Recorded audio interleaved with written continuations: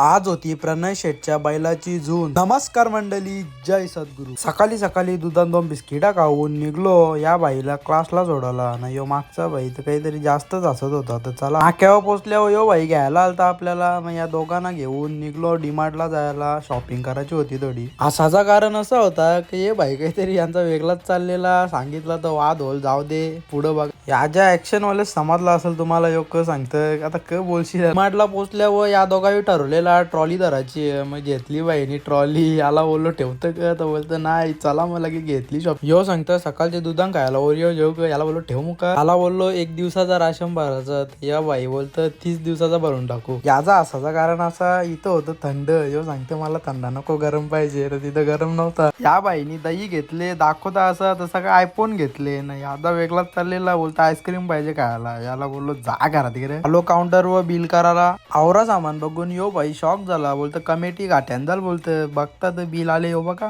जास्त बिल आलेल्या टेन्शन मध्ये प्रणय बाईनी नेला पिझ्झा खायला. पिझ्झा आल्यावर या बाईचा काहीतरी वेगळाच चाललेला. म्हणून यानं कुठं मी नेत नाही. ज्या आलंय बा अशी. डिमार्टवाल्यांचा डोका खाऊन निघलो दुसऱ्या शॉपमध्ये दुसऱ्या लोकांचा डोका खायला. सगळं सामान घेतच होतो.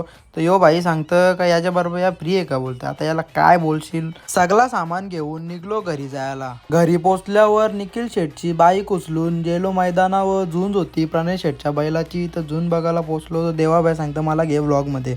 त्याला ब्लॉग मध्ये घेतला तर वाटच बघत होतो. तेवढ्यानं आलं बैल मैदानावर. झाली झुंज. प्रणय शेटचा बैल जिंकला. सगळा झाल्यावर गेलो केस कापायला. वंडारी झालतो. आवरी केसा वारल्यानंतर यो शेट सांगतं चल केस कापा. मग कापलं केस. कसा दिसता बघा. हिरो वाटता का भैया वाटता कमेंट करून सांगा. काय चांगला विंगला दिसत. केसा कापल्यावर निघलो घरी जायला. घरी पोहोचून भेटू मग आता चला. आजचा ब्लॉग तुम्हाला कसा वाटला कमेंट करून नक्की सांगा. भेटू पुन्हा एकदा अशाच एका नवीन ब्लॉग मध्ये. Bye bye guys.